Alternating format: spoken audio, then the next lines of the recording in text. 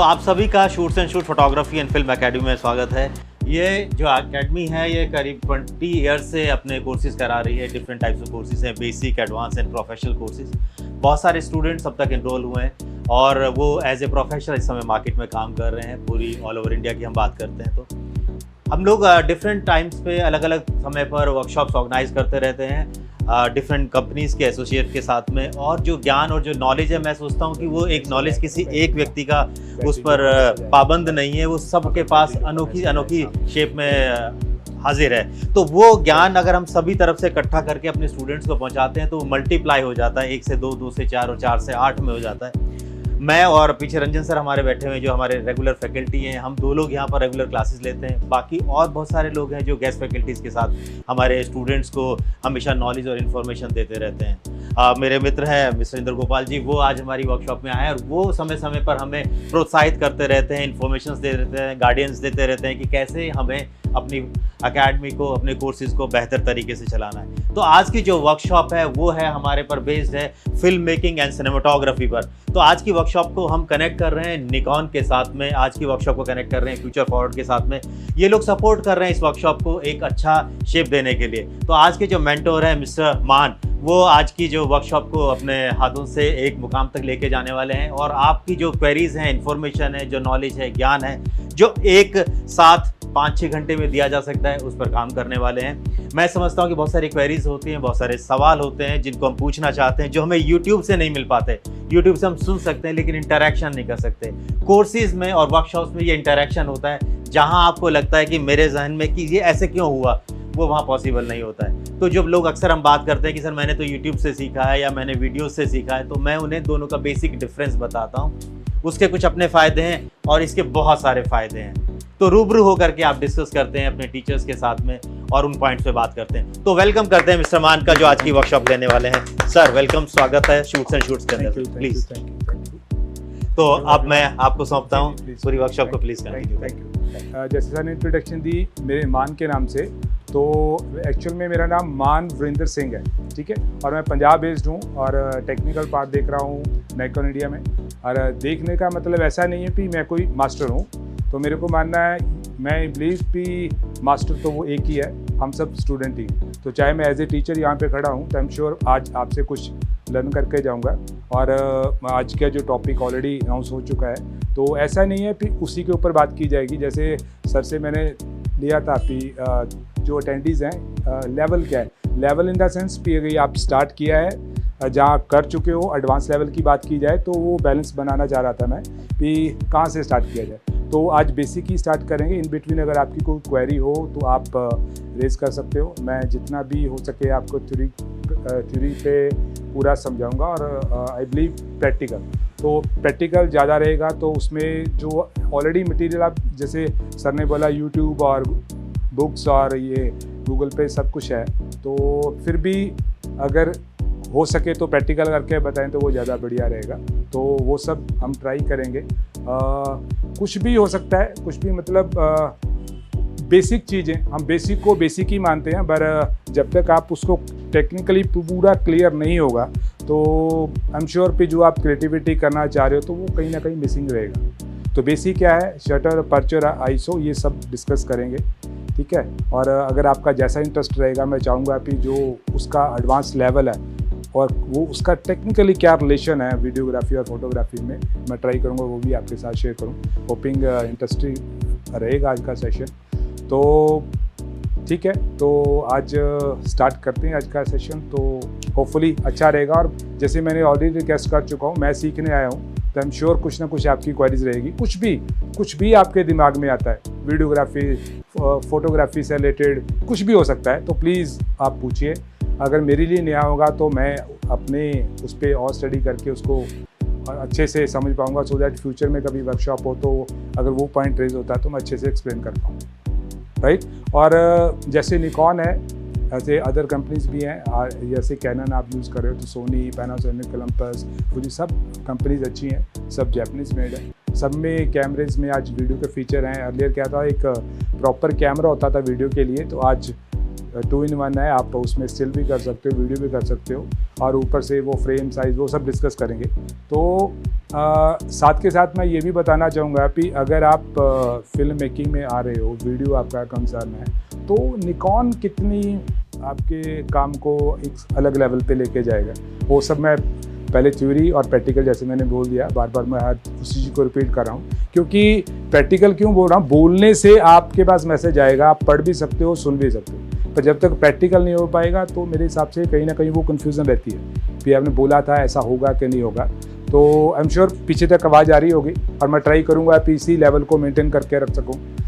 ठीक है जी, ठीक। तो स्टार्टिंग में मैं चाहूँगा थोड़ी सी इंट्रोडक्शन अगर मेरे को मिल जाए आपके लिए, जी प्लीज़, जैसे आप ठीक समझें। क्योंकि आप सब लोग मेरे लिए बहुत इंपॉर्टेंट है, मैं चाहूँगा कि आपके बारे में भी जानें, किस दौर से आते हैं, कैसे कनेक्ट करते हैं, किस तरह से इसमें इंटरेस्ट है, थोड़ा सा ब्रीफ आपके बारे में, वन बाय वन प्लीज़। मेरा नाम सुबीली मिर्ज़ा है। मैंने एडवांस अभी स्टार्ट किया, अभी मेरा एडवांस कोर्स चल रहा है, बीच में अभी थोड़ा ब्रेक है क्योंकि कॉलेज की वजह से, और फिल्म मेकिंग में थोड़ा इंटरेस्ट है मेरा। मेरी मम्मी का कुकिंग चैनल है यूट्यूब पर, तो वो मैं चलाती हूँ, तो उसमें थोड़ा मुझे वीडियो मेकिंग में इंटरेस्ट है। ग्रेट, जी जी। हाय, मेरा नाम अंशिका है। मुझे हमेशा से स्टिल फोटोग्राफी में इंटरेस्ट था, बट एजुकेशंस मेरी थोड़ी टेढ़ी मेढ़ी है, तो फाइनली मुझे सर की क्लास मिली। इनके यहाँ से कुछ मेरे जानकार पास आउट हुए थे, एंड मेरी हालांकि अभी शुरू ही हुई है क्लास लास्ट वीक से, बट अभी उन क्लासेस में मैं कह सकती हूँ कि हाँ, मुझे पता चला कि मैं क्या गलतियाँ कर रही थी। तो he is helping me out and I hopefully do better. Thank you, sir.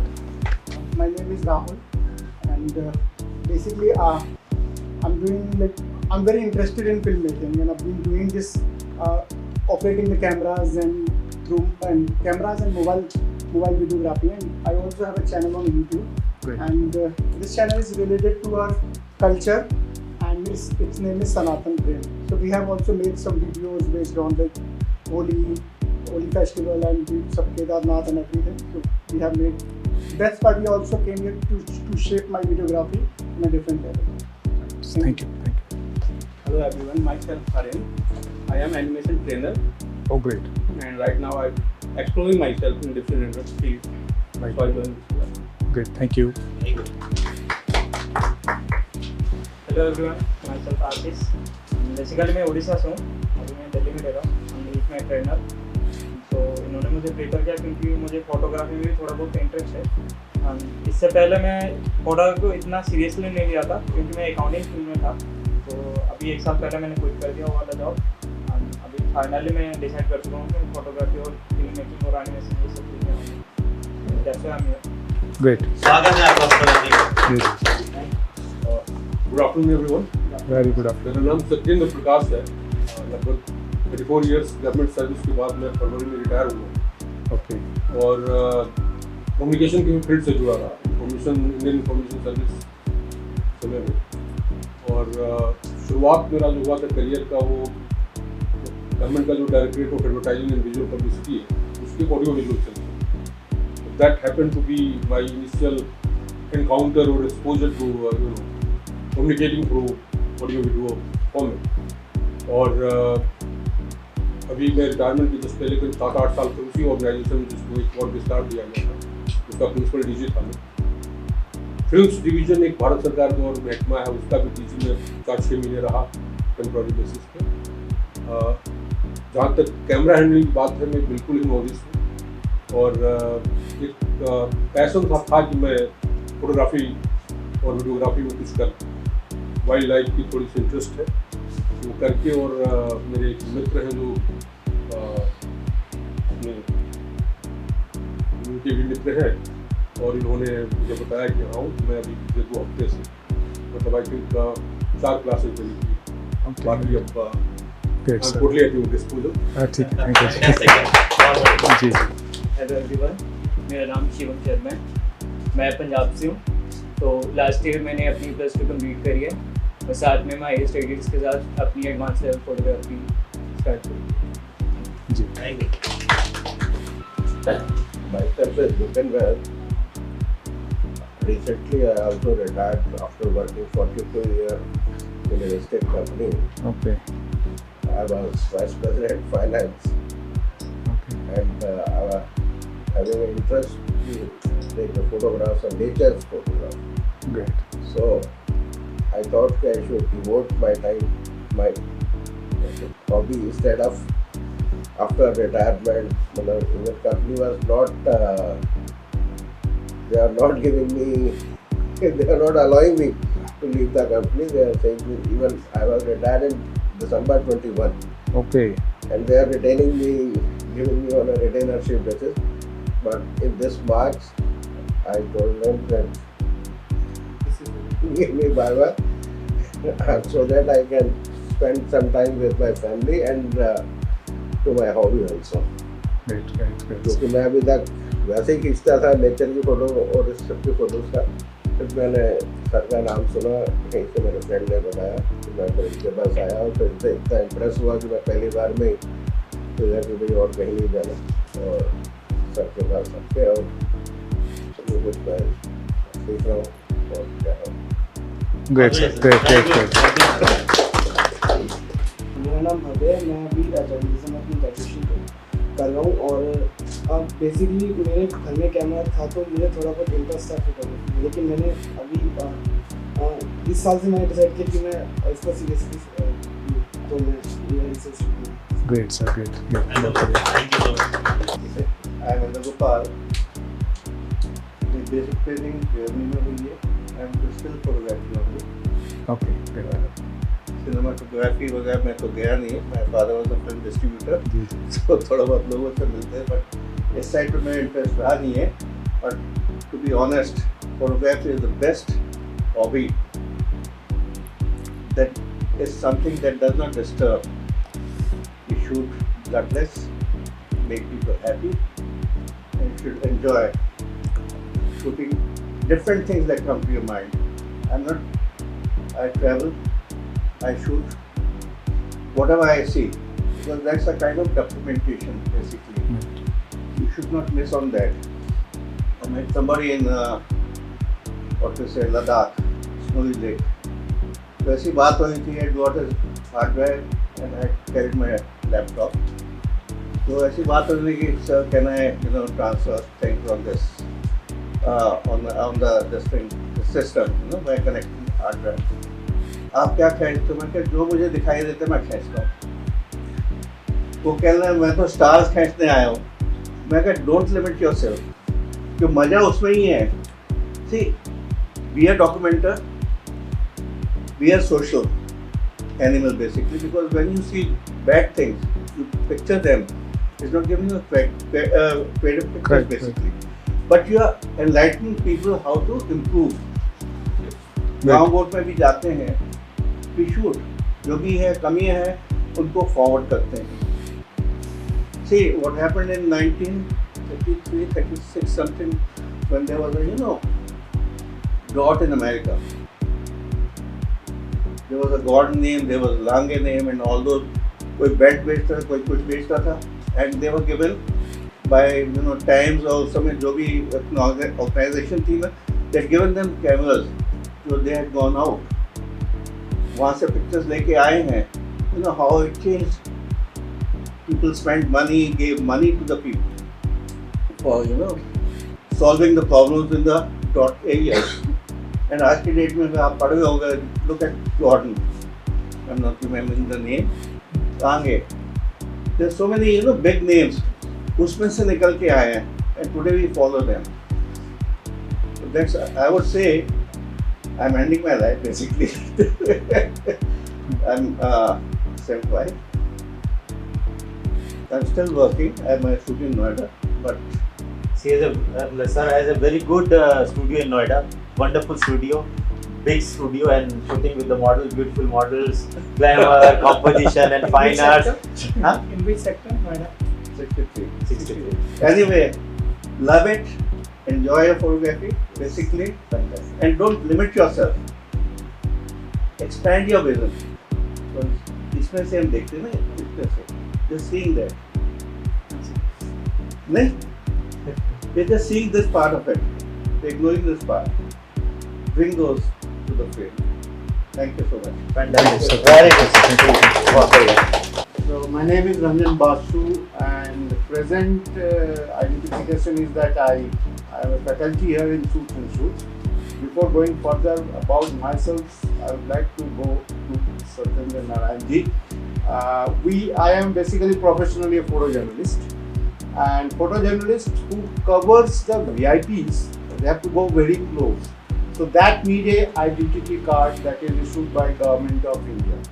Presently मेरे पॉकेट में अभी जो आइडेंटिटी कार्ड है from the government of India, he was the signatory. So he is in a very high post. He just retired in February, sir. February retired. So principal Director General of Press Information Bureau, and it's a and the first day I saw him and when he gave his identification, I was really felt very great that I'm going to teach him in photography. I'm blessed to be your student. No, I am grateful that you are coming here, and after so many long years spending in Government of India and in that high post, because when he is signing my identity card, that means he is giving a certificate to myself that I am a security cleared man of this country, and I can go very close to the VIP. VIP in the sense of President, then Prime Minister, and then Home Minister, in that level. So he gives that signature. He just retired. So this is because I wanted to say this about him. So we are very grateful. Shoots and Shoots are also very grateful. We are teaching this level people in photography. And second thing, I am teaching here. I am basically a photojournalist, but still I am not in video making. I don't know the technicalities of video making till now, till today. I would say that I am not in that, but we have a classes today, but we postponed that classes to attend this, and I would also like to learn that because everybody is doing it, and every camera is going it. I am using very old camera, that is 5D Nikon, Canon 5D Mark II, जो company ने बंद कर दिया है. मतलब मेरा camera खराब होगा तो रिपेयर भी नहीं करके देंगे मुझे. उसमें है वीडियोग्राफी का प्रोपोर्शन, लेकिन सारा कुछ नहीं. लेकिन आज तक मैं उसमें से कभी कुछ शूट नहीं किया. तो I am attending here for that कि थोड़ा सा बेसिक मैं भी थोड़ा सा जानकारी फ्रॉम सर. Very good. तो रंजन सर हमारे राइट हैंड है और यहाँ की जो क्लासेस हैं उसमें पूरा योगदान देते हैं. मेरे साथ करीब 10 साल से कनेक्टेड हैं. बहुत एनर्जी है आपके अंदर में और आपके एनर्जी से इंस्टीट्यूट चलता है sir. Thank you so much sir. Thank you so much. Next please. मेरा नाम मुकेश है. मैं फ्यूचर फॉरवर्ड से हूँ पिछले 7-8 साल से. ये इंडिया का लार्जेस्ट कैमरा स्टोर है लाजपत नगर में. हाय, गुड आफ्टरनून ऑल. मेरा नाम दीपक कुमार है. सो बेसिकली मैं निकॉन देखता हूँ एज अ टेक्निकल, जो दिल्ली को रिप्रेजेंट करता हूँ. तो कोई भी टेक्निकल क्वेरी, कोई भी वर्कशॉप, कोई भी डेमो जो होते हैं वो मेरे थ्रू अलाइन होते हैं. मैं ही एक्सिक्यूट करता हूँ दिल्ली रीजन में. मेरा नाम धीरज शाह है और मैं इलेक्ट्रिकल इंजीनियर हूँ गवर्नमेंट फर्म PSU. तो मैंने अभी एक्चुअली क्या होता था कि हमारा प्रोजेक्ट स्टार्ट होता था साइट वर्क का. जब साइट वर्क होता था तो हम गवर्नमेंट को DPR देते थे सर. तो DPR में अभी गवर्नमेंट नॉर्म्स ये आ गए हैं EPC कंपनी, EPCs में, कि आपको एक डॉक्यूमेंट्री बनानी पड़ेगी how to start the project end to end. तो उसके लिए मैं देखता था एक बंदा आता था, उसको कुछ भी नॉलेज नहीं होता था. बस वो शायद कोई नॉलेज तो था उसको, बट जनरली एक फोटोग्राफी कर लेता था और मैं उसको बताता था, नहीं यार ऐसे करो, नहीं यार वैसे करो. तो बोला कि आप इलेक्ट्रिकल इंजीनियर हो, क्या काम, क्या आप इसी में लग जाओ ना यार. तो वो बात मेरे को लगी. मेरे को लगा कि हाँ यार ये सही कह रहा है, क्योंकि वो जो कीड़ा बोलते हैं ना वो तो कॉलेज टाइम से था सर. पास आउट हूँ SATI से, तो कॉलेज टाइम से था वो. बट फिर मैं यहाँ आया, मैंने सर के यहाँ पे कोर्स किया. अभी 1 महीने का कोर्स हमारा कंप्लीट हुआ है. बट फिर वही सर, जॉब तो आपको पता ही है, सेमी गवर्नमेंट हो या गवर्नमेंट हो, हंसना तो पड़ते ही है. कभी मैं जॉब में था, बहुत टाइम से साइट पे था. फिर सर ने बोला कि यार अभी शूट कर रहे हैं, आके देखो, 5 घंटे का है, कुछ नॉलेज मिलेगा. Very good. Hello, my name is Kunal and I am a professional photographer in market. So मैं 5 ईयर से वर्क कर रहा हूँ एंड नाउ मेरे 4+3 मंथ्स का जो है अभी कोर्स कंप्लीट हुआ है फिल्म मेकिंग का, शाम सर के यहाँ। Thank you. ठीक है, thank you. So thank you so much. मुझे लग रहा है कि हमारे पास में आज बहुत सारे डायमंड्स इकट्ठे हो गए हैं और बहुत खूबसूरत लोग यहाँ पर पहुँचे। ये मेरा सौभाग्य है, ये शूट्स एंड शूट्स एकेडमी का सौभाग्य है कि आप सब लोग यहाँ पर पहुँचे। सर शुरू करते हैं वर्कशॉप को और अपना जो नॉलेज और इन्फॉर्मेशन शेयर करें। बिल्कुल जी। अब इवन आप डिस्टर्ब हो तो सारी फैमिली डिस्टर्ब रहेगी, तो बहुत अच्छा है क्योंकि एंटरटेनमेंट की और भी बहुत सोर्सेज हैं जिससे लाइफ का भी कुछ खर्चा रहे, मतलब आप मान के चलिए भी उस पर भी रिस्क है, आप समझ सकते हो भी हर तरह के ही है। तो कोई ये जो फील्ड है, चाहे वीडियोग्राफी हो चाहे फोटोग्राफी हो, ये मेरे हिसाब से एक तरह से आप उस भगवान से टच में आ जाते हो, क्योंकि जो क्रिएटिविटी है, देखो कैमरे सभी अच्छे हैं, जैसे सर ने बोला इनके पास बहुत पुराना कैमरा है, तो ऐसा नहीं है कि कैमरे पुराना होने से कुछ फीचर उसमें कम हो सकते हैं, बट वो जो काम करेगा ना वो बिल्कुल परफेक्टली करेगा। अगर मैं और इजी वे में बताऊं, अगर कैमरा कोई भी कैमरा आप चलाते हो तो उसका फोटोग्राफी और वीडियोग्राफी में रोल जस्ट 1% है, तो 99 जो उस मशीन को ऑपरेट कर रहा है सब उस पर डिपेंडेड है। आपने देखा होगा जो कैमरा आपके पास है, जो आप शूट कर रहे हो, एक किसी और पर्सन का देखिए, उसका काम देखिए, और वो भी सेम कैमरा और सेम लेंसेज यूज़ कर रहा है, सेम लाइटिंग यूज़ कर रहा है, बट काम उसका कुछ अलग लेवल पे होता है। तो वो तभी हो पाता है जब आपको टेक्निकली वो नॉलेज, वो आप कर क्या रहे हो, उसके लिए चाहिए क्या, वो समझ, वो लेवल आपका होना चाहिए। ऐसा नहीं भी आप सबसे एक्सपेंसिव कैमरा ले लोगे और आपका काम बहुत बढ़िया हो जाएगा, ऐसा कुछ भी नहीं है। उसके लिए ये सीखना ये बहुत मस्ट है, क्योंकि क्यों मैं कहा था आप उससे साथ रिलेट कर सकते हो, क्योंकि ये जो आर्ट है ना, आर्ट तो आर्ट उसी की देन, और आर्ट से ही आपके अंदर चेंजेस आती हैं। आप जैसे सर ने बोला ये डॉक्यूमेंट करते हैं, हर चीज़ पे जाते हैं, कोई लिमिट नहीं है कि एक ही जॉनर में जाना है, जो भी दिखता है वो करते हैं और प्रोफेशनली फ़ोटोग्राफी करें। हम काफ़ी विश करूँगा कि आपकी उम्र और बढ़े और आप दूसरों के लिए मोटिवेशन बने और अच्छा काम दिए। इनफैक्ट आप भी टीचिंग लाइन में यही, जो आपके पास एक्सपीरियंस है इतनी देर आप क्या कर सकते हैं। ठीक है, तो स्टार्ट करें आज का सेशन जो कि निकॉन मिररलेस फिल्म मेकिंग है। तो जब फिल्म मेकिंग की बात आती है तो फिल्म से दिमाग में क्या आता है, फिल्म क्या। और मैं बता दूं फ्यूचर जो है वीडियो में भी बहुत है, जैसे कुछ इंजीनियर से ये ऑलरेडी एनिमेशन में है तो इनका भी काफ़ी अच्छा स्कोप है, पर कुछ लोग ऐसे हैं जो अपना ट्रेड छोड़ के इस लाइन में आए और पैसे की कोई कमी नहीं है, क्योंकि हर कोई बंदा काम करता है पैसा कमाने के लिए। तो पैसा तो आप ये समझ लीजिए, अगर आपके पास आर्ट है, भगवान की ब्लेसिंग है, तो पैसे में कोई कमी आने वाली नहीं है। आप सोच भी नहीं सकते कितना पैसा कमा सकते हैं। फ्यूचर बताता हूँ क्या है। स्टिल देखो, वीडियो हो चाहे स्टिल हो, दोनों में काम स्टिल का ही है। वीडियो भी क्या है, वो इमेजेस ही हैं, बट उसको एक मोशन में प्ले करके दिखा रहे हो तो वो वीडियो का रूप ले रही है। जैसे रील्स बना रहे हो, कोई मूवीज बना रहे हो, तो ये काफ़ी पॉपुलैरिटी इसको मिल रही है, काफ़ी पॉपुलर हो रहा है। इनफैक्ट हर कोई इसके बारे में जानना चाह रहा है और कर भी रहा है, चाहे उसको आता है चाहे नहीं है।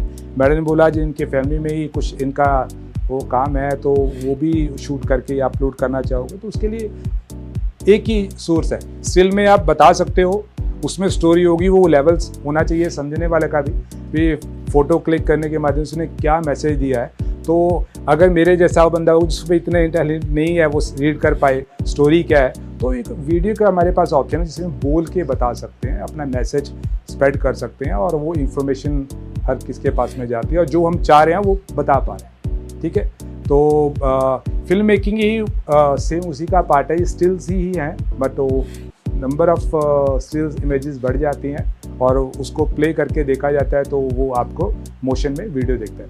तो जब पहले स्टार्टिंग में जब वीडियो स्टार्ट हुई थी, जब तब भी एक ड्रम के ऊपर इमेजेस लगती थी, उसको गोल रोटेट किया जाता था, तो मतलब एक स्पीड, कांस्टेंट स्पीड पे उसको मूव करते तो वो अब मूवी का ही आपको वो फील मिलता था। फिर ग्रेजुअली उस पर और स्टडीज़ हुई, कैमरे बने, तब काफ़ी टास्क था डिफरेंट, तो काफ़ी हार्ड था वो सब चीज़ अचीव करना, फिर प्रॉपर उसका कैमरा बनाना और फिर वो समझना कि कितनी स्पीड पे वो चीज़ आपको अच्छी लगती है, क्योंकि ह्यूमन आई जब भी कुछ देखती है तो उसका एक स्पीड होता है, उस पर वो कंफर्टेबल रहती है।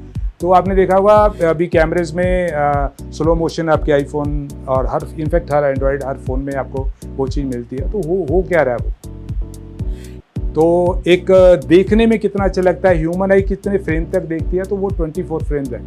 तो चाहे आप 100 फ्रेम पे शूट कीजिए, 120 फ्रेम भी आ चुके हैं, इनफैक्ट इसका डबल कर लीजिए, 240 फ्रेम तक भी हम कैमरा कैपेबल हैं इस फ्रेम को शूट करने के लिए।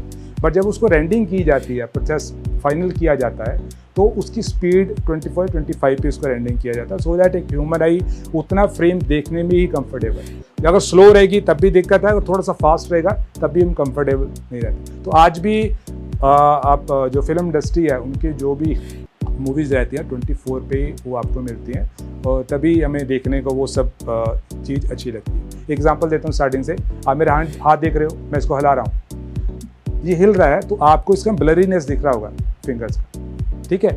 अगर इसी में देखने की, रीड करने की आप क्षमता बढ़ा दी जाइए, तो जैसे आगे पार्ट आएगा, शटर स्पीड का इसके साथ क्या रोल है, कितने फ्रेम पे आप शूट कर रहे हो, तो क्या चेंजेस आएंगी, वो सब टेक्निकली हम समझेंगे, ठीक है। तो इसमें ये जो शेक दिखना है, ये एक फील देता है कि आप कुछ देख रहे हो और मेरे को वो चाहिए।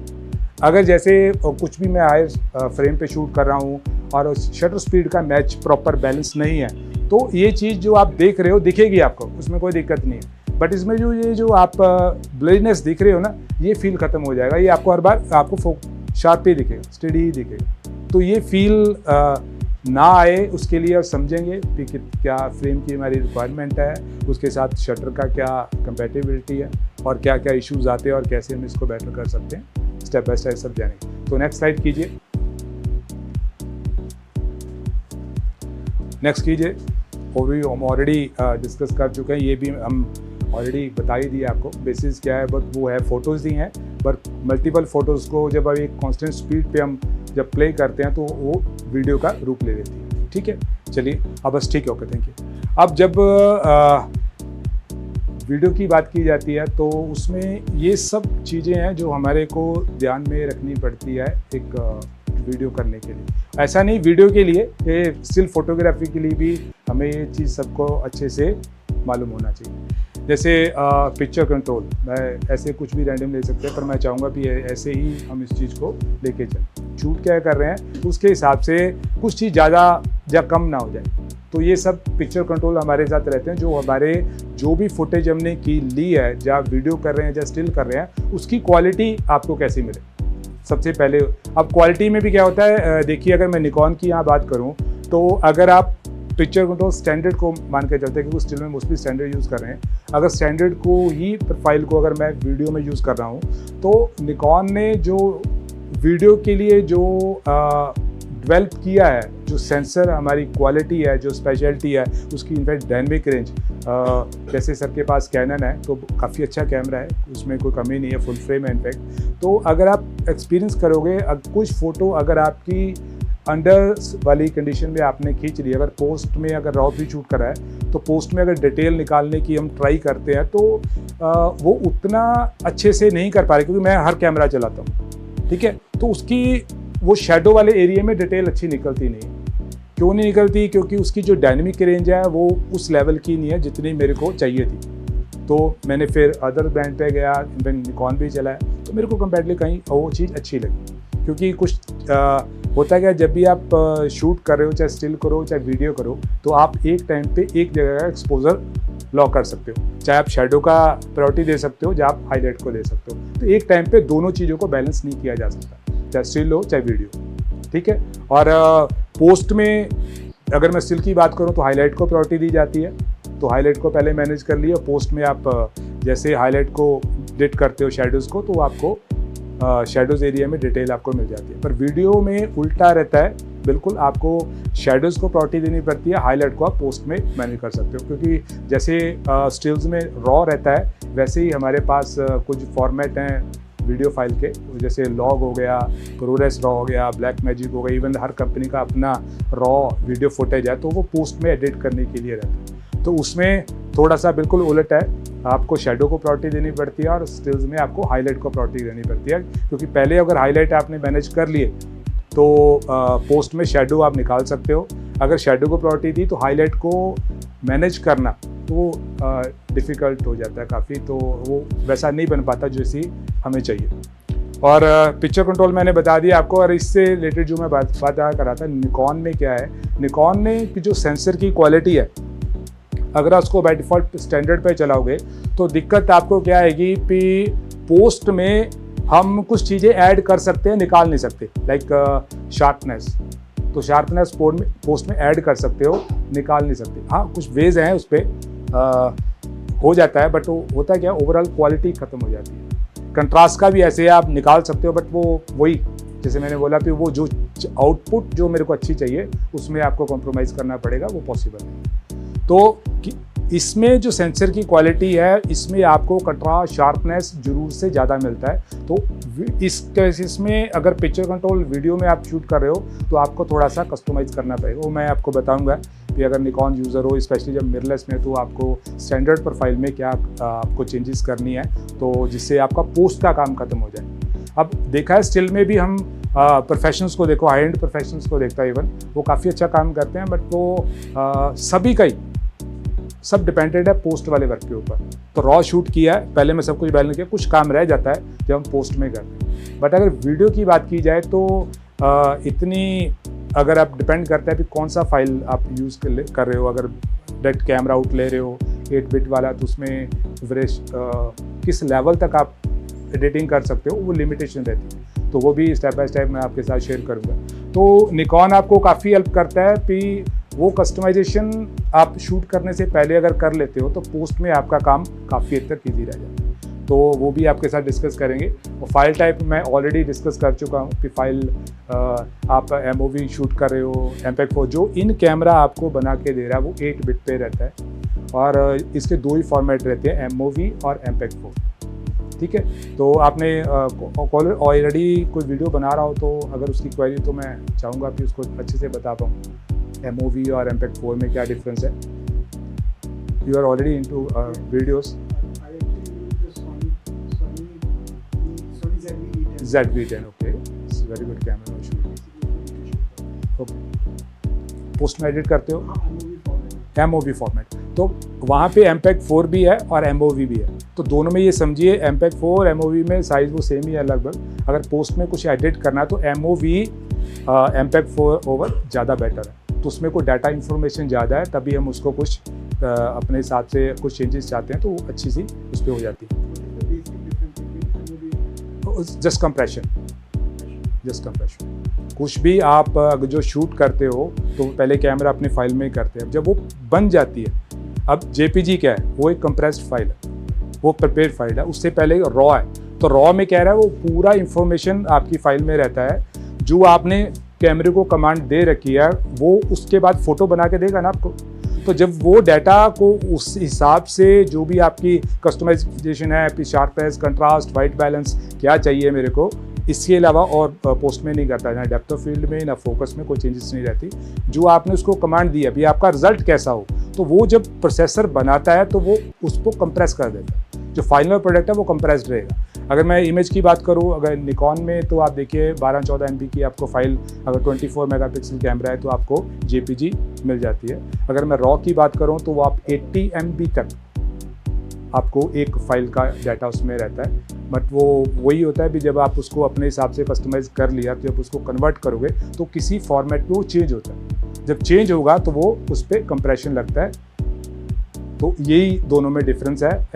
MOV और MPEG-4 में जो कंप्रेशन लगे आपको फाइल मिली है उसमें डाटा कितना, और अगर पोस्ट में आप उसको कुछ चेंज करना चाहते हो उसकी लिमिटेशन आपको रहेगी। अब देखिए रॉ वाली इमेज को या रॉ फुटेज वीडियो को अगर आप पोस्ट में कुछ एक्सपोज, जैसे मैंने बोला कि हाईलाइट को मैनेज कर सकते हैं, तो उसमें जैसे आप हाईलाइट वाला स्लाइडर को डाउन करोगे तो वो सिर्फ हाई वाले पे ही काम करता, हाईलाइट ही डाउन होती है। ठीक है, तो अगर वो ऑलरेडी एक कन्वर्टेड फाइल जैसे MOV या MPEG-4 अगर फाइल रहेगी, वहाँ अगर उसको अगर एडिटिंग में आप हाईलाइट मैनेज करोगे तो उसका इम्पैक्ट आपको जब देखने को नहीं मिलेगा। अब इमेजेस की बात की जाए, अगर मैंने रॉ शूट कर रखा है, इवन इस जी MPEG जैसे जी जी जी MP4 ही बोल नहीं, not like raw format, it's better than MP4.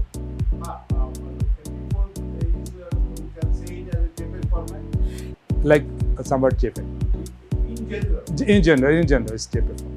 It's processed format, जो बन चुका है, और उसमें भी आप पोस्ट में कितना छेड़छाड़ कर सकते हो वो एक लिबर्टी। जी राइट। और जो चाहते हैं कि मैं पोस्ट में एडिट नहीं करना, डेट कैमरा ही मेरे को अच्छा मिल जाए, तो वो उस पर जा सकते हैं। फिर भी मैं सजेस्ट करूँ MOV पे आप रखिए, क्योंकि जैसे आप यहाँ से एजुकेशन ले रहे हो तो कहीं ना कहीं आपको रहेगी ज़रूरत भी मैं कुछ अपनी ज़रूरत के हिसाब से अपने डाटे को ऊपर नीचे कर सकूँ, तभी वो आपको मिल पाएगा। जैसे रॉ इमेज की बात करूँ, स्टिल ऑलरेडी आप कर रहे हो, तो रॉ में भी आपको क्या होता है, चाहे आप अंडर शूट कर ली किसी डाटे को, तो पोस्ट में आप उसको निकाल सकते हो। मैं बताऊँगा यहाँ पे निकॉन की फाइल को आप 5 स्टॉप अंडर वाली इमेज को भी प्रोसेस कर सकते हो अगर आपने उसको रॉ फॉर्मेट पे शूट किया हो। तो डेडिकेटेड सॉफ्टवेयर है, निकॉन का अपना NX स्टूडियो है, जिसमें आप वीडियो स्टिल एडिट दोनों कर सकते हो। काफ़ी अच्छा परफॉर्म कर, टाइमली उसके अपडेट आ रहे हैं और उसमें फीचर ऐड हो रहे हैं और उसकी परफॉर्मेंस बढ़ रही है और ग्रेजुअली ये बढ़ती रहेगी आगे। तो समझ सकते हैं कि एक इम्पॉर्टेंस, एक फाइल फॉर्मेट, फाइल टाइप आपको कितना इम्पॉर्टेंस रखती है। तो चलते हैं उसके बाद ऑडियो का एक मेजर रोल रहता है। अब स्टिल में कोई ऑडियो की ज़रूरत होती ही नहीं है, तो वीडियो में जो आप सिनेमैटिक आप करने वाले हो, तो मैं ऑडियो से रिलेटेड आपको कुछ अपडेट दूँ। अभी जो ट्रेंड चल रहा है और आगे तक यूज जो रहेगा, उसमें ओरिजिनल ऑडियो की इम्पोर्टेंस है। ओरिजिनल ऑडियो की इम्पोर्टेंस है। जैसे अगर मैं बोलूँ मैं कुछ इवेंट शूट कर रहा हूँ, तो वहाँ पे जहाँ आप ही कुछ लोग बोल रहे हो तो मैं वीडियो शूट कर रहा हूँ, तो जनरली क्या होता है, मैं वेडिंग के हिसाब से बताता हूँ, तो वो सिर्फ वीडियो शूट करते हैं, ऑडियो पे इतना इंपॉर्टेंस देते नहीं, क्योंकि उन्होंने पोस्ट में वहाँ पे कुछ बैकग्राउंड म्यूजिक देना होता है या कुछ सॉन्ग्स प्ले करते हैं, तो वो चलता है। अभी तक हमने यही देखा है जी, सिनेमैटिक। तो सिनेमैटिक एक फील है, वो सिर्फ गाना लगाने से नहीं होगा, वो शूट से लेके वो फील ओरिजिनल, वो हर चीज़ पे अपना हर चीज़ की इंपॉर्टेंस है। पोस्ट प्रोडक्शन, बिल्कुल। शूटिंग में आप पहले क्या करोगे कि आपने जो शूट करना है वो आपको टेक्निकली ये पता होना चाहिए, आपने लेफ़्ट टू राइट जाना है या राइट टू लेफ़्ट जाना है, लेवल क्या रखना है, जो आप शूट कर रहे हो, बिल्कुल पूरी स्टोरी, बिल्कुल। और उसके लिए आपको कौन सी फोकल लेंथ की ज़रूरत है, आपको व्यू कितना चाहिए और लेंसेज आपकी कौन सी रिक्वायरमेंट है, और उसको चलाना कैसे है, और उसके ऊपर फोकस। अभी देखा है इन मेजॉरिटी, जैसे आप ZV-E10 चला रहे हो सोनी का, तो उसमें सब आप ऑटो फोकस सिस्टम चला रहे हो, आई एम श्योर, और इन मेजॉरिटी सब यही करते हैं। पर टेक्निकली आप हॉलीवुड की बात करो और जब बॉलीवुड की बात करो, आज से पहले जब से ये सिनेमा इंडस्ट्री शुरू हुई है, आज और फ्यूचर में भी ना पहले कभी ऑटो फोकस सिस्टम यूज़ हुआ है, ना आज हो रहा है, ना फ्यूचर में कभी होगा, क्योंकि जी मैनुअल पे आप देखिए, जो भी सिनेमैटिक किट मिलती हैं, सिने लेंसेज के किट मिलती हैं, वो 2.5-3 करोड़ की होती हैं, अच्छी वाली। तो उसके जितने भी लेंसेज हैं सारे के सारे मैनुअल रहते हैं। 50 लाख करोड़ तक की वो आपकी बॉडी रहती है जो फिल्म शूट करे। उसमें जब आप अभी 15-20 हज़ार वाले कैमरे में आपको ऑटो फोकस सिस्टम मिलता है और वो काफ़ी अच्छे से काम कर रहा है, निकॉन की बात करूँ तो कोई दिक्कत नहीं रहती उसमें। पर फिर भी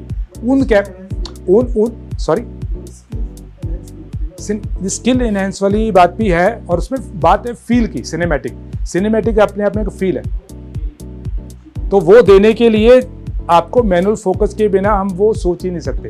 चाहे AI बहुत डेवलपमेंट कर रही है और हर कंपनी लगी हुई है इसको और बेहतर करने में, और मेरे को लगता है फ्यूचर में भी कभी इस लेवल पे नहीं पहुंचेगी। जो फील एक होता है वो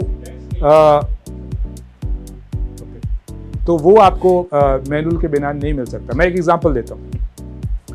2 लोग हैं यहाँ पे, जैसे और मैंने कुछ आपसे इंटरेक्ट कर रहा हूँ, तो जैसे मैंने आपके बारे को बात की, जैसे ही मेरी ख़त्म हुई, अगर वो कैमरा को शूट कर रहा है तो अगर ऑटो फोकस सिस्टम होगा, उसमें सिनेमैटिक फील क्या है। जैसे ही मेरा मैसेज आपके पास गया और जैसे ही आपने डायरेक्ट किया, चाहे मेरी तरफ आपने पलक उठा के देखा, जब बोलना स्टार्ट किया, तो उस केस में वो मतलब टाइमली ही फोकस आप पे शिफ्ट होना चाहिए A पॉइंट से B पॉइंट, जैसे मेरे से आपके ऊपर, क्योंकि सिनेमा ही एक जो शूट करने वाला ही बताता है कि आप दिखाना मैंने क्या है।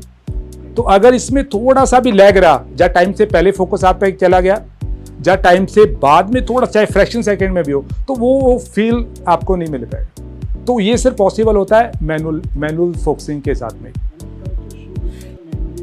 बिल्कुल मैनुअल ही काम आएगा। और आप देखिए, अगर आप कहीं फिल्म और कुछ शॉर्ट मूवी, अगर इंटरव्यूज में 4 भी लगते हैं, 4 भी लगते हैं वहाँ। जी जी जी जी, तो वो मैनुअल ही है। क्योंकि ऑटो फोकस सिस्टम, उसकी एक स्पीड होती है, हर कैमरे, अपने कैमरे को प्रोग्राम किया जाता है कि आप कितनी जो ट्रांसिशन है, स्मूथनेस जो, या ए से बी पॉइंट पे तक जब हमारा फोकस शिफ्ट हो रहा है, तो वो कितना स्पीड के साथ हो।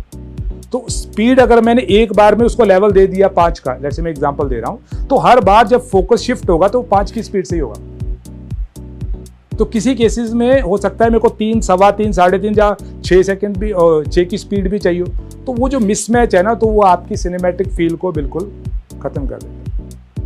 जैसे मैंने बोला, वो लेंसेज और वो आपका फ्रेम, वो कट टू कट, वो आपकी कंटिन्यूटी, वो आपका सीक्वेंस, वो सब चीज़ को आपने शूट तो कर लिया।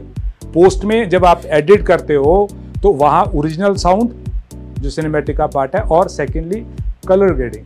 तो जैसे आपने मैनुअल फोकस कर लिया, हर सीक्वेंस में आपने हर चीज़ ले ली, जैसे अब ये शॉट का इस एंगल से, फिर इस एंगल से, फिर एंगल से, वो टाइमलाइन पे सब आपने डाल दिया, सब कुछ ओके हो गया, मैनुअल फोकस भी आपने डाल दी।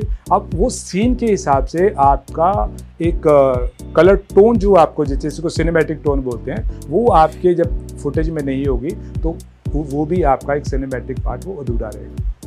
तो बताऊंगा निकॉन में आप जो नई जो टेक्नोलॉजी लाई है, उसमें ये कलर टोन को हम कैसे मैनेज कर सकते हैं। और जिसको एडिटिंग की नॉलेज नहीं है, आप जैसे एडिट कर रहे हो, ठीक है, मैं ये डिज़ाइन किया गया है हर जॉनर के हिसाब से, हर तरह के यूज़र के हिसाब से, जिसको कुछ पता है उसके लिए नहीं, जो एडवांस लेवल है उसके लिए भी।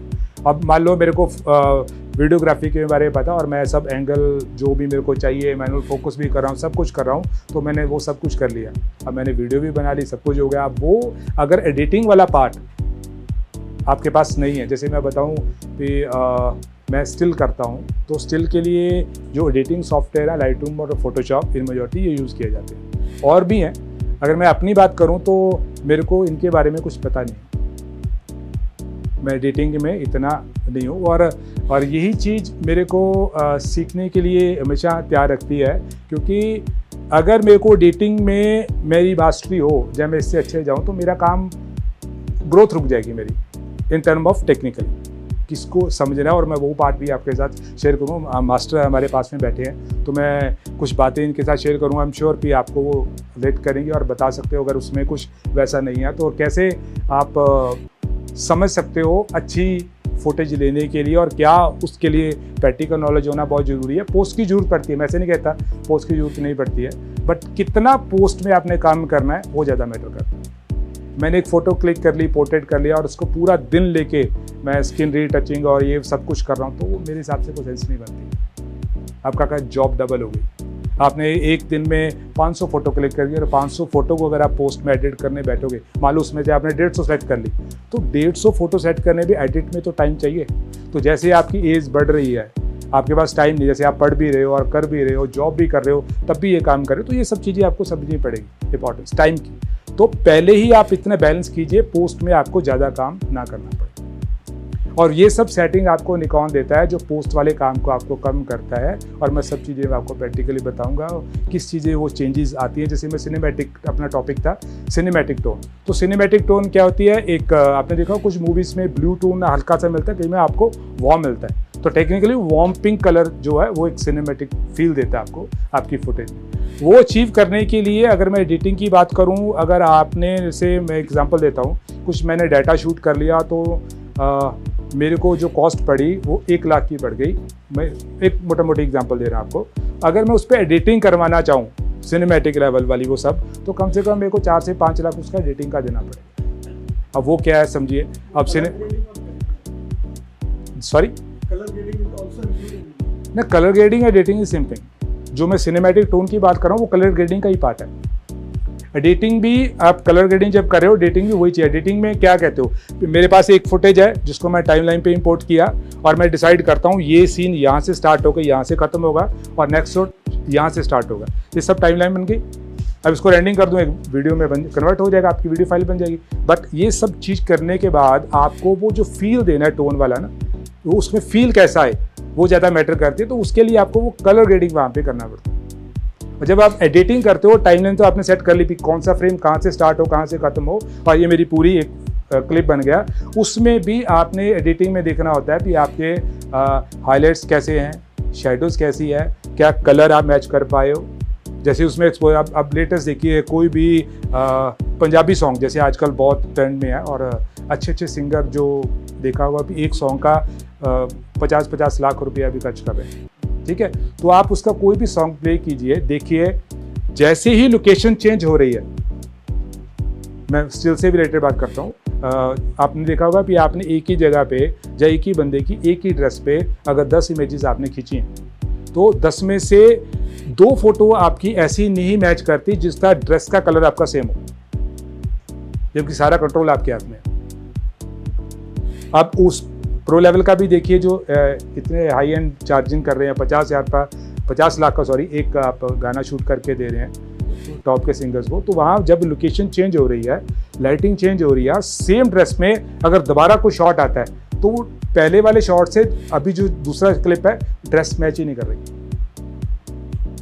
वो वही हो रहा है कि आपने उस टाइम ये सोच लिया कि रॉ मेरे पास डाटा है और मैं ये क्लिक करूंगा और बाद में प्रोसेस कर लूंगा, तो ये आपके काम को, पोस्ट वाले काम को काफ़ी बढ़ा रहा है, मतलब मेरे को काफ़ी एटिक लगता है।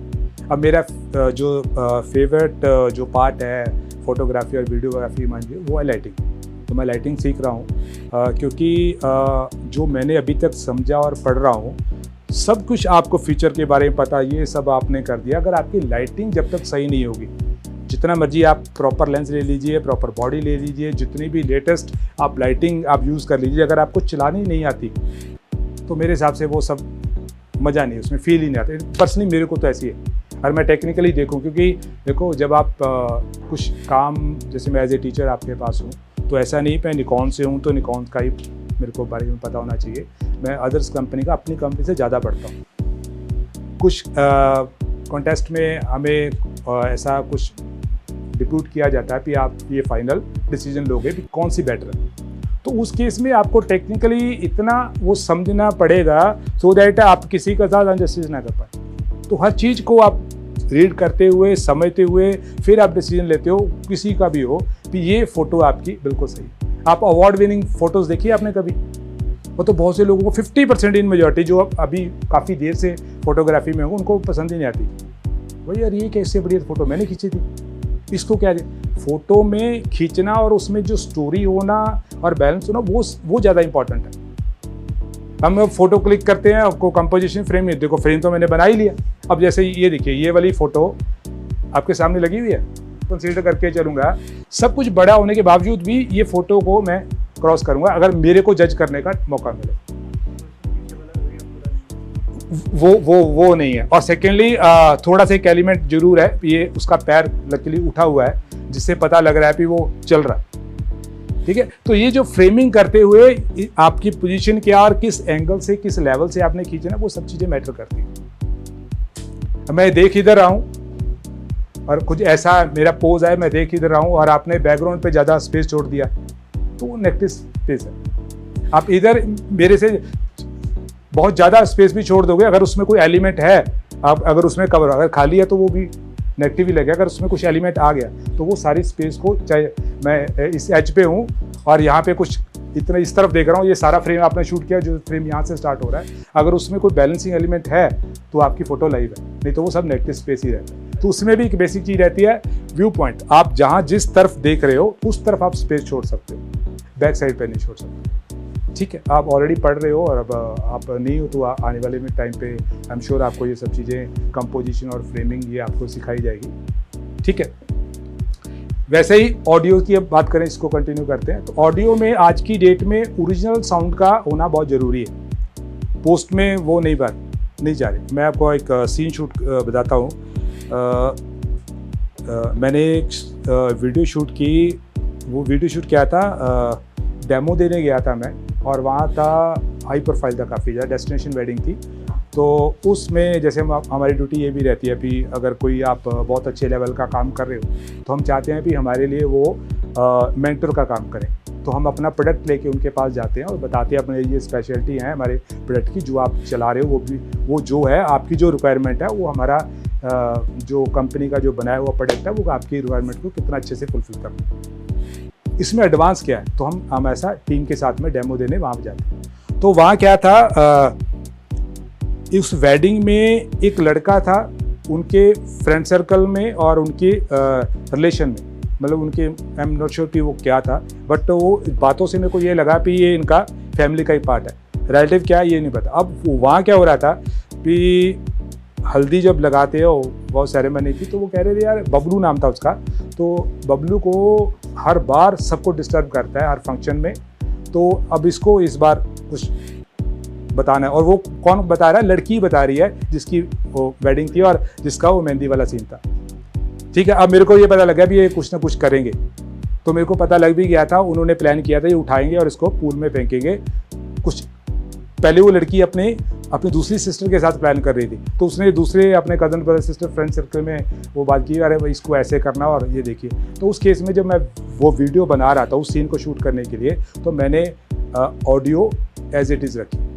अब उस केस में मैंने क्या किया कि उस चीज़ को ड्रामेटिक दिखाने के लिए, सिनेमैटिक फील देने के लिए मैंने उसको हाई फ्रेम पे शूट किया। एक तो वैसे भी आउटडोर था वो, तो मैंने 120 फ्रेम के ऊपर मैंने वो शूट किया।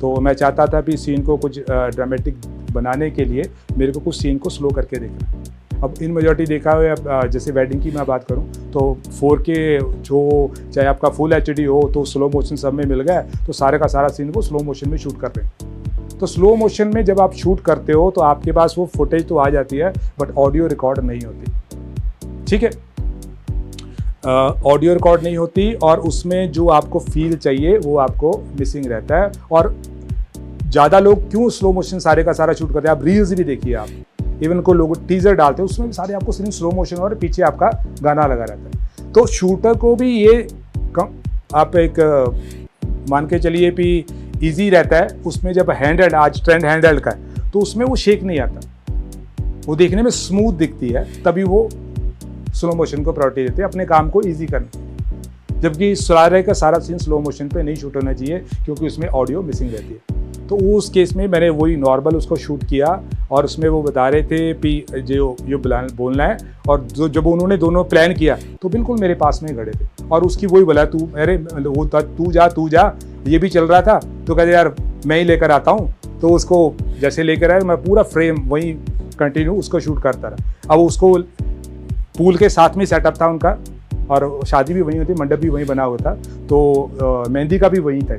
तो उसको जैसे वहाँ ले गए तो उन्होंने उसको उठा के बीच उसमें पूल में फेंक दिया। तो ये सारे का सारा सीन मैं नॉर्मल फ्रेम पे शूट कर रहा था और जिसके साथ ऑडियो सारा मेरा रिकॉर्ड हुआ।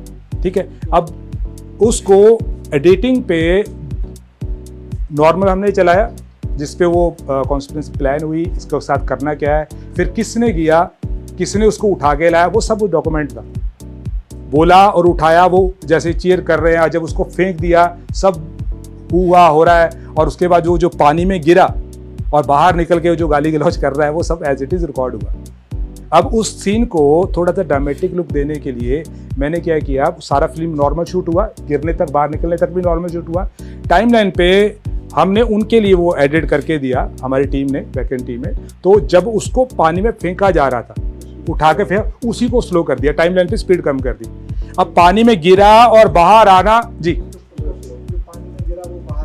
और बाहर बिल्कुल, हाँ, तो तब वो वाले सीन को स्लो मोशन दिया, उसके रिएक्शन, और उसके बाद में दोबारा फिर नॉर्मल चल रहा है। अब वो सबको गाली दे रहा है, आपने अच्छा नहीं किया, ये वो सब उसको कर रहे, चले अब तेरी बारी, ये पता लगा किसी को, मतलब कैसे, अब मेरे को प्रॉपर वर्डिंग याद नहीं है, तो ये मतलब 19 की बात है, 2019 की।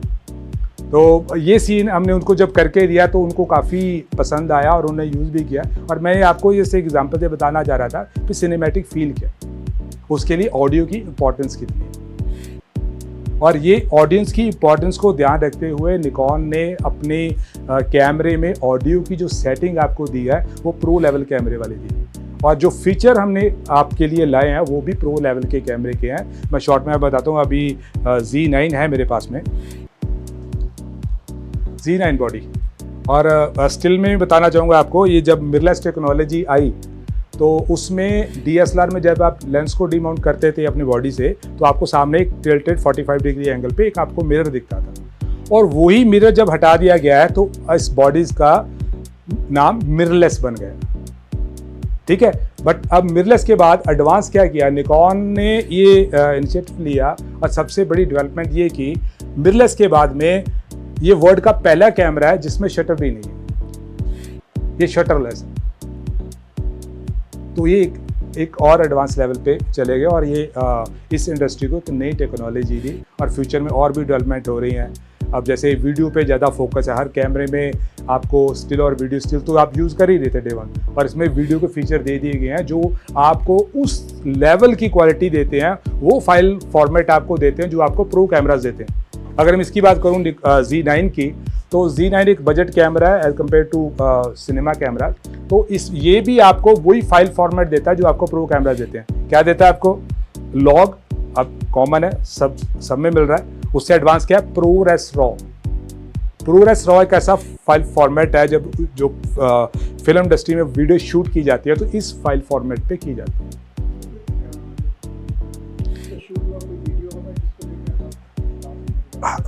देखो, अगर आप मैं वीडियो कोई भी है चला के दिखा देता हूँ आपको, इससे शूट किया बहुत से, आप निकॉन की साइट पे जाइए तो बहुत से Z9 के रिलेटेड आपको वीडियोस मिलेंगे। इनफैक्ट निकॉन ने नहीं, जो इसके यूज़र है उन्होंने इसके बना के वीडियोस अपलोड कर रखे हैं और टैग किया हुआ निकॉन को, कि ये हमने निकॉन पे Z9 पे शूट किया है। अब उसका डिफरेंस मैं समझाता हूँ, ये समझिए।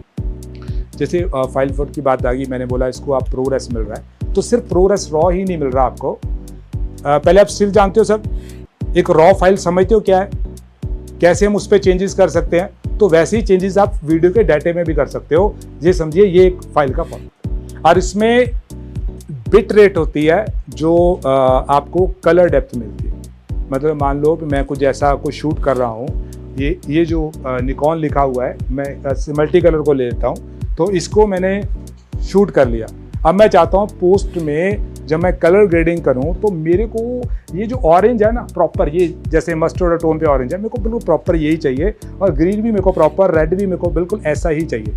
तो उस केस में आपके पास अगर आपके डाटे में वो कलर इंफॉर्मेशन होगी जिसको हम बिट बोलते हैं, तो तभी आप ये कलर अचीव कर सकते हो।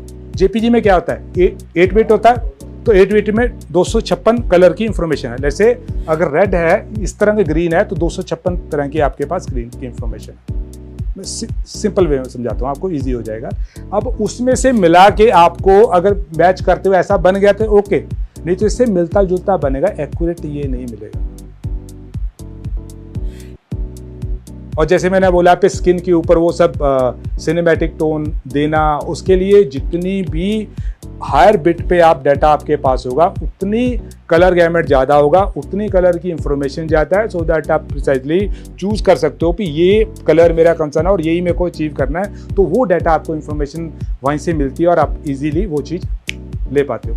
अब देखिए, जब हम कुछ शॉपिंग करने जाते हैं, स्पेशली लेडीज़, जब ड्रेस जब कुछ ऐसा, तो स्टोर के अंदर हमने देखा तो कुछ देर के लिए बाहर आके चेक करते हैं सनलाइट में, क्योंकि इन मेजॉरिटी जो हमारा मेन लाइट का जो सोर्स है वो सन ही है। तो उसमें जो आपको एक्चुअल दिख रहा है, क्योंकि अंदर तो बहुत आर्टिफिशियल लाइट, फ्लोरेसेंट और ये सब आपको लाइट्स मिलती है, उसमें ओरिजिनल कलर दिख नहीं पाता। तो मैंने देखा है, मतलब जनरली जो मैं बोला, जो एक्सपीरियंस कर रहा हूँ वही आपके साथ शेयर कर रहा हूँ, और यही करता हूँ मैं।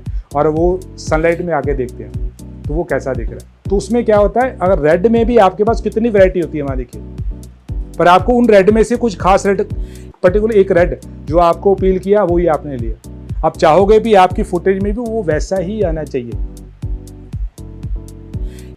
वो ज़्यादा इंपॉर्टेंट है। मान लो आपने कुछ शूट किया, जैसे सर ने शूट कर लिया, तो वो ड्रेस का ही शूट था, और ड्रेस में वो मजेंटा का नया वर्जन है, जो कि 10 मजेंटा में से एक मजेंटा चूज़ किया पार्टी ने, और आप उसके लिए शूट कर रहे हो। अगर उसी फोटो में वो प्रॉपर वो मजेंटा नहीं आएगा, मैं एग्जांपल दे रहा हूँ, तो उस फोटो की कोई मायने नहीं है। मैं एक और एग्जांपल देता हूँ। हमारे पास एक कंप्लेंट पहुंची HO में, इनफैक्ट कैमरा आया और उसको वापस भेज दिया गया डीलर किसी, जैसे मार्केट में मैंने कैमरा खरीदा, तो वो क्या कर रहा था, प्रोडक्ट शूट कर रहा था अमेज़ॉन के लिए। तो प्रोडक्ट शूट कर रहा था वो, मतलब वो हौजरी वाले थे, वो मैन्युफैक्चर ही वही थे।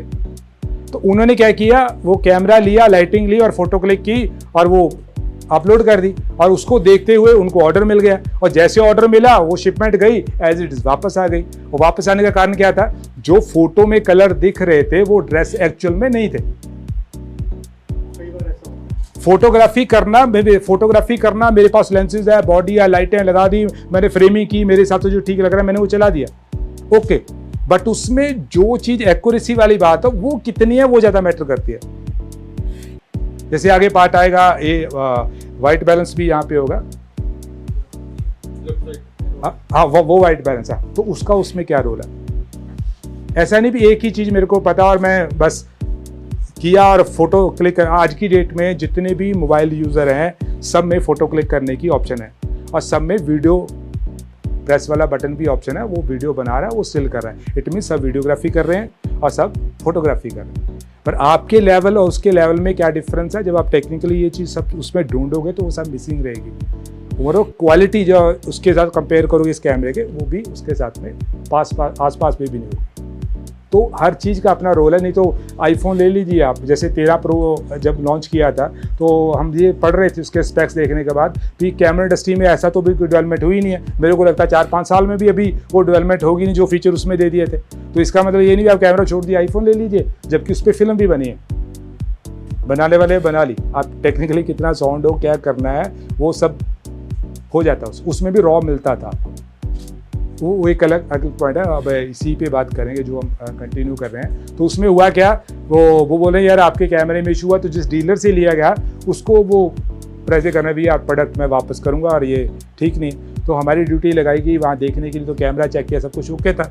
अब बताइए आपको दिक्कत क्या है, तो कह रहे यार मैं फोटो क्लिक कर रहा हूँ तो ये कलर मेरे आ ही नहीं रहे, और मेरे को पता नहीं था भी इनकी शिपमेंट वापस आ चुकी है। तो मेरे पास यही मैसेज था भी कैमरा खराब है। तो मैंने अपने हिसाब से वो एक फ़ोटो उनको क्लिक करके दे दी, जो कस्टम सेटिंग जितना मेरे को पता था, तो वो सब कुछ ओके था। तो कह रहे मेरे से तो आ नहीं रही। तो मैं कहा सर अगर ये कैमरा लेके आप बोलोगे प्रो लेवल के आप काम कर लोगे तो ये पॉसिबल नहीं है। तो जो प्रोफेशनल लोग प्रोडक्ट शूट करते हैं वो घंटों के हिसाब से हज़ारों चार्ज करते हैं।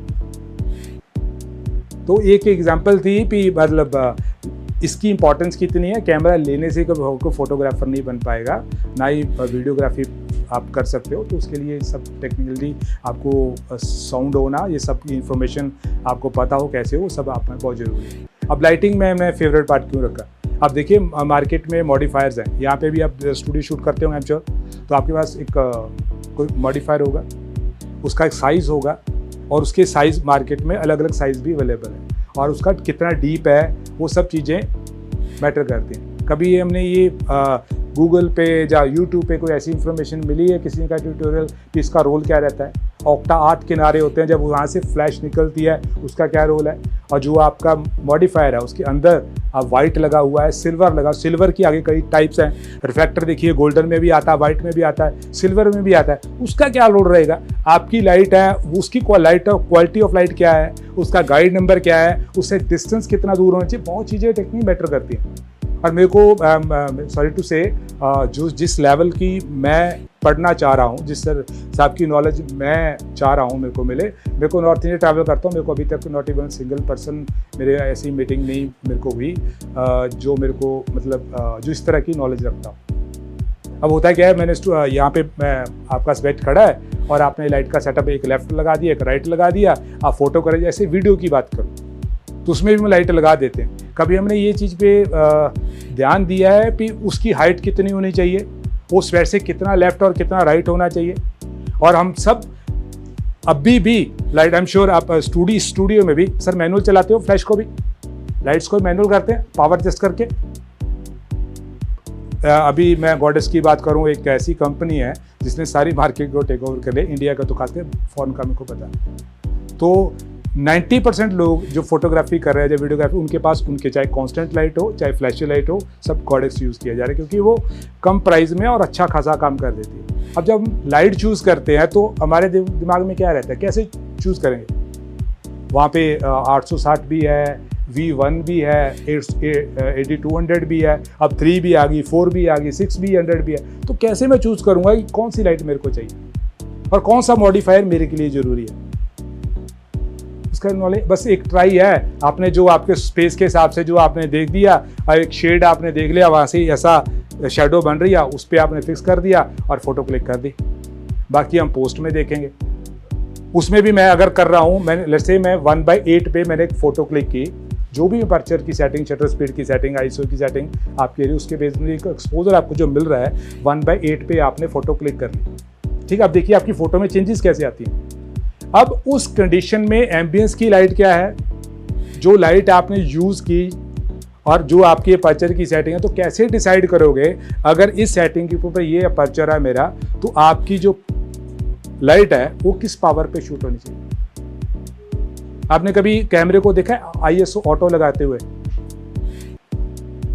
अब मैनुअली आप आईएसओ बढ़ाइए, कैसे बढ़ेगा? 100 से 200, 200 से 400, 400 से 800, ऐसे ही बढ़ता है।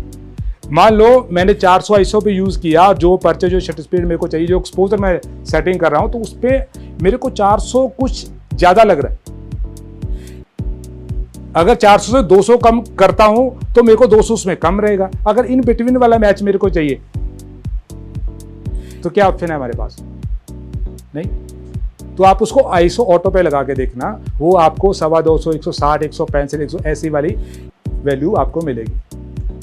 मैंने आईएसओ ऑटो लगा दिया, तो उसमें मैं एक फोटो क्लिक की, वो 2200 आईएसओ पे वो मेरा एक्सपोजर बिल्कुल बैलेंस हो गया। वो डिपेंड किया मैंने कौन सी मीटरिंग यूज़ की है उस फोटोग्राफ करने के लिए। तो उसने वो एक बैलेंस एक्सपोजर बनाने के लिए उसने ये नहीं सोचा कि 1600 के बाद 3200 आईएसओ का लेवल आता है, इन बिटवीन नहीं रहता, तो उसने 2200 दिया, क्योंकि उस एक्सपोजर को बैलेंस करने के लिए आईएसओ 2200 की ही ज़रूरत थी। तो उसने आपको वो दे दिया और आपका डन हो गया। और यही चीज़ अगर आप फोटो करते हो और देखिए जैसे आप उसी कंडीशन पे लाइट को चेंज हुई, आपने थोड़ा सा आगे जब पीछे हुआ लाइट को चेंज हुआ, तो हर फोटो में स्टूडियो वाले भी काफ़ी हद तक ठीक रहता है। अगर आउटडोर शूट की तो आप एक्सपोजर 10 में से 2 फोटो को भी मैच नहीं कर सकते सेम एक्सपोजर वाली, सारा काम आपको पोस्ट में करना पड़ेगा। तो ये चीज़ सीखते हुए मैं चाहता हूँ कि मैं पोस्ट पे ना काम करूँ, मैं लाइटिंग को समझूँ जो बेस है फोटोग्राफी का और वीडियोग्राफी का।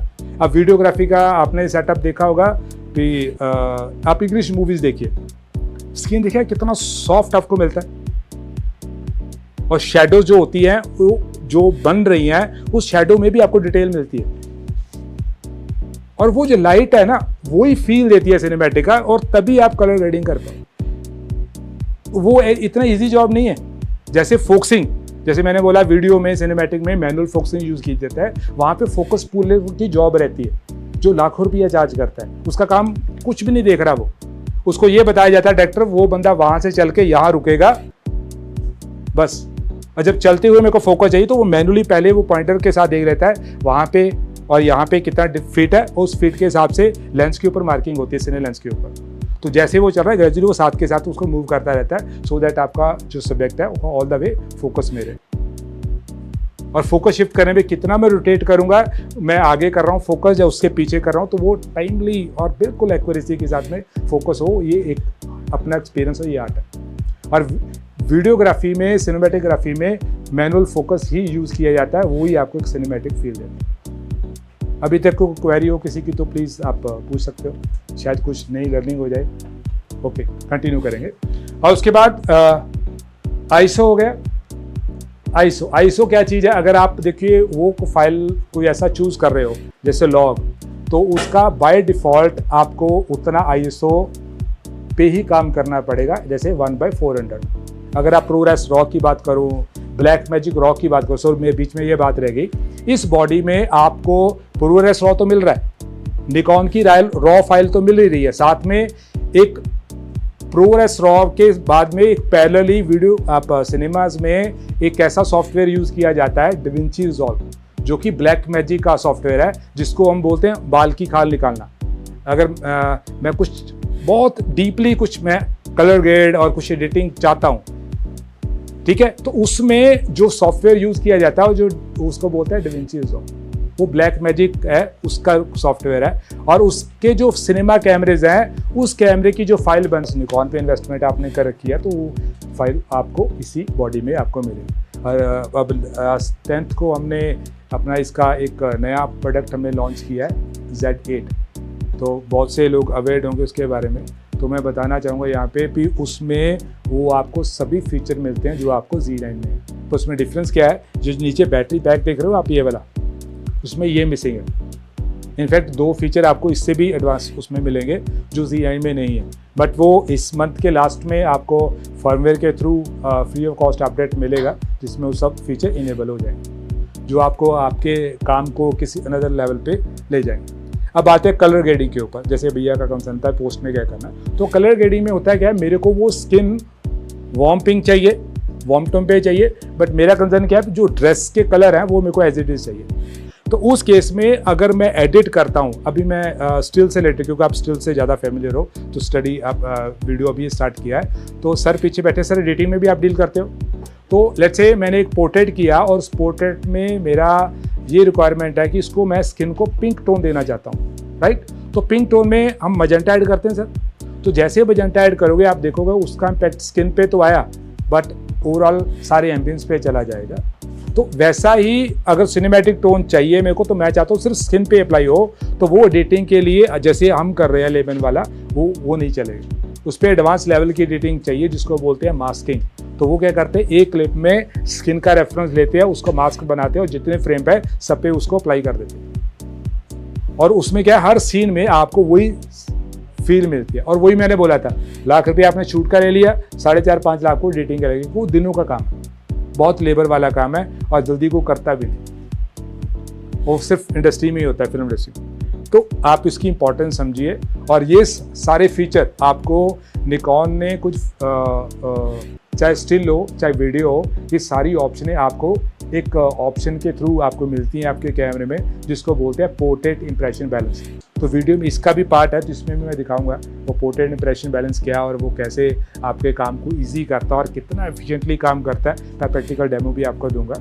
और यहाँ पे और इंटेंशनली हम कोई वाइट पार्ट, जैसे सर ने वाइट शर्ट पहन रखी है, तो इसमें हम देखेंगे किस एक्सट्रीम लेवल पे अगर मैं इसमें मजेंटा डाल देता हूँ तो उसका इम्पैक्ट सिर्फ स्किन पे आएगा, कपड़ों पे नहीं आएगा। तो आई एम श्योर जो लोग प्लान कर रहे हैं कुछ अच्छे कैमरे के लिए, तो ये आपके लिए काफ़ी हेल्पफुल रहेगा। तो आप डिसीजन ले सकते हो कि कौन सी बॉडी या कौन सा कैमरा आपके लिए वो फीचर दे रहा है जो आपको पोस्ट में अचीव करने में काफ़ी दिक्कत रहती है, राइट। कंटिन्यू करेंगे। ISO जैसे मैं फाइल फॉर्मेट की बात करूँ तो अगर आप MOV या MPEG-4 चला रहे हो, तो अगर आप निकॉन यूज़र हो तो मैं इतना आपको कॉन्फिडेंसली बोल सकता हूँ कि आपको कुछ बॉदर करने की ज़रूरत नहीं है इन टर्म ऑफ एक्सपोजर। तो आप क्या कीजिए, वहाँ पे आपके पास एक लाइट का कांस्टेंट सोर्स चाहिए, वीडियो लाइट का। उस केस में जो भी आपने फ्रेम रखे हैं और जो आपकी सेटिंग है वो आप कर लीजिए और अपने ISO को ऑटो पे लगा दीजिए। ISO ऑटो लगाने से अगर मैनुअली मैं 200 से 400 कर रहा हूँ तो मेरा एक्सपोजर बैलेंस नहीं होगा। तो ISO अगर इन बिटवीन वाली वैल्यू चाहिए तो ऑटोमेटिकली उसको पिक करता रहेगा। अगर अभी इस अच्छी लाइट में मेरा स्पेक्ट है और ये मूव करते करते वो अगर थोड़ा सा डार्क वाली सिचुएशन में चल जाता है तो ISO से कंपनसेट करके एक्सपोजर को बैलेंस कर लेती है बॉडी, और वो वहाँ वाला एक्सपोजर आपको शेडो में भी सेम मिलेगा। और आपने लाइट तो यूज़ कर ही रखी है, तो उस केस में अगर आपके पास एक आर्टिफिशियल अच्छी लाइट है तो मैक्स टू मैक्स आपका 100 से 2000 के बीच में ISO की वेरिएशन रहती है, इससे ज़्यादा आती नहीं। वैसे तो 800-900 तक इससे ज़्यादा मैंने अभी तक एक्सपीरियंस किया नहीं। बहुत ही एक्सट्रीम लेवल की डार्क सिचुएशन चला जाए तब वो 2000 पे अब वो चला जाता है। अगर मैं बोलूँ हाई लेवल किस मैक्स लेवल तक आप ISO यूज़ कर सकते हो निकॉन अगर शूट कर रहे हो तो 5000 ISO लेवल अगर मैं जो मैंने अभी तक एक्सपीरियंस किया है Z6 II के साथ में, जो हमारा एक ऐसी बॉडी है जिसमें हर फीचर आपको वीडियो के लिए आपको मिलता है और स्टिल के लिए भी बहुत अच्छा है क्योंकि 24 मेगापिक्सल कैमरे की बॉडी है और जो फीचर अभी तक मैंने डिस्कस किए हैं सारे के सारे उसमें आपको अवेलेबल है। तो उसमें हाई ISO 5000 करके हमने लो लाइट में शूट किया तो मेरे को वहाँ पे कोई नॉइस वाला इशू फेस नहीं किया क्योंकि हमारी जो क्वालिटी है वो सेंसर और प्रोसेसर जो आपको बना के दे रहा है वो बहुत बैलेंस और बहुत अच्छे से आपका आउटपुट निकलता है, कोई दिक्कत नहीं। जी normal. I think that's it. That's it. मेरे को यार है। You are saying कि if I need a slow motion thing during after the post in the post production मुझे कुछ पोर्शन स्लो करना है तो उसके लिए पहले ही मुझे हाई FPS में शूट करके you have to shoot on higher frames. No way, there is no way. पूरा का पूरा मैं हाई फ्रेम पर सेकंड में ही शूट करूँ तो नुकसान क्या है? नुकसान कुछ नहीं, आपका डाटा ज़्यादा होगा, ज़्यादा डाटा, और पोस्ट में आपको कन्वर्ट करने से पहले उसको हायर से लो में आपको कन्वर्ट करना पड़ेगा। तो जो रेंडरिंग वाला प्रोसेस है it will take time compare to normal. और जो मैं एक अपडेट देता हूँ आपको, लेट्स से मैंने 25 फ्रेम पे मैंने कुछ डाटा शूट कर लिया है, अगर मैं चाहता हूँ कि मेरे को हर हाल में वो मेरे को स्लो मोशन दिखना चाहिए, स्मूथ दिखना चाहिए, तो उसका भी सोल्यूशन है। वो जैसे सॉफ्टवेयर हैं वो क्या करता है, उसका एक प्रॉक्सी फाइल बनाता है जब रेंडरिंग पे, उसी फ्रेम को बार बार आगे फ्रेम ऐड करते और उसको वो स्लो मोशन वाला फील आपको दे देता है। पर वो आर्टिफिशियल है, पर वो काफ़ी अच्छे से काम करता है, बट उसके लिए टाइम बहुत चाहिए, वो काफ़ी टाइम कंज्यूमिंग प्रोसेस है। हमें अलग से प्रॉक्सी क्रिएट करना नहीं, वो सॉफ्टवेयर की ऑप्शन ही है, ठीक है। प्रीमियर प्रो में है तो हाँ, प्रीमियर प्रो में आपके पास वो ऑप्शन है। तो जैसे नेक्स्ट कहीं अगर आपने बुलाया दोबारा फिर आप कोर्स करने के बाद अब एडवांस की बात हो जाए तो मैं आपको वो जरूर शेयर करूँगा कि आप वो कम फ्रेम वाले को भी कैसे स्लो मोशन दे सकते हो। उसमें जो खुद क्रिएट करता है ना फ्रेम, जैसे मेरे पास एक इन्फॉर्मेशन आ गई, अब नेक्स्ट स्लो करना, तो उसी को आगे वो कॉपी बना लेता है। जैसे वीडियो पूरे हमने शूट किया जी जी, तो उसको हम स्लो मोशन करना है तो वो प्रॉक्सी क्रिएट करके